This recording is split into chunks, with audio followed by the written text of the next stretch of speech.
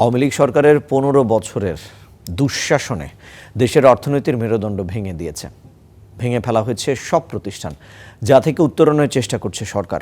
রাজধানীর একটি অনুষ্ঠানে এই দাবি করেন স্থানীয় সরকার মন্ত্রী মির্জা ফখরুল ইসলাম আলমগীর।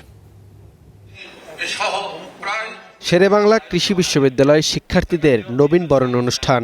এতে প্রধান অতিথি হিসাবে যোগ দেন স্থানীয় সরকার মন্ত্রী মির্জা ফখরুল ইসলাম আলমগীর সহ বিশিষ্টজনেরা।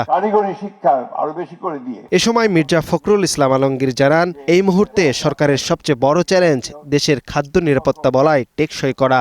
উত্তরাঞ্চলকে এবং দক্ষিণাঞ্চলকে ঘোষণা করা হয়েছে, এটাকে এগ্রিকালচার হাব তৈরি করা হবে, অর্থাৎ সেখানে ইন্ডাস্ট্রিগুলোকে তৈরি করা হবে। তো ওই চাকরি তৈরি করতে হবে নিজেদেরকে। আমরা কেন এখনই চিন্তা করি না যে আমি নিজেই একটা এমপ্লয়মেন্ট করব, আমি একটা ইন্ডাস্ট্রি করব, অ্যাগ্রোবেস ইন্ডাস্ট্রি করব, আমি একটা এগ্রিকালচার ফার্ম করব, একটা পোল্ট্রি করব, তাহলে কিন্তু অনেকটা সেই অবস্থা কেটে যাবে। তার দাবি, বিগত সরকারের ১৫ বছরের দুঃশাসনে দেশের অর্থনীতির মেরুদণ্ড ভেঙে ফেলা হয়েছে সব প্রতিষ্ঠান, যা থেকে উত্তরণের চেষ্টা করছে সরকার। আমি যে জায়গায় আছি সেই জায়গা থেকে শুধু শেরেবাংলা বিশ্ববিদ্যালয় নয়, কৃষি বিশ্ববিদ্যালয়, সমগ্র দেশকে এগিয়ে নিয়ে যাওয়ার জন্য আমরা আমাদের আন্তরিকতার অভাব রাখবো, আমরা আমাদের কাজ করব। অন্যদিকে প্রধানমন্ত্রীর শিক্ষা উপদেষ্টা মাহাদি আমিন জানান, খাদ্য নিরাপত্তা নিশ্চিতে বর্তমান সরকার নির্বাচনী প্রতিশ্রুতি হিসাবে কৃষকদের ঋণ মওকুফ করেছে।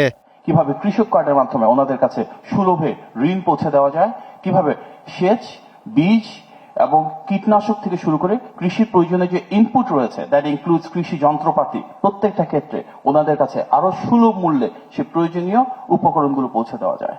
আমাদের মূল উদ্দেশ্য একদিকে যেমন কৃষির প্রোডাক্টিভিটি বাড়ানো, ডাইভার্সিফিকেশন বাড়ানো, একই সাথে আপনাদের মাধ্যমে কৃষি উদ্যোক্তার সংখ্যা বাড়ানো।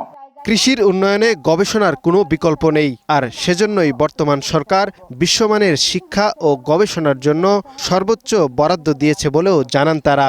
সরকার আখতারুজ্জামান, স্টার নিউজ, ঢাকা।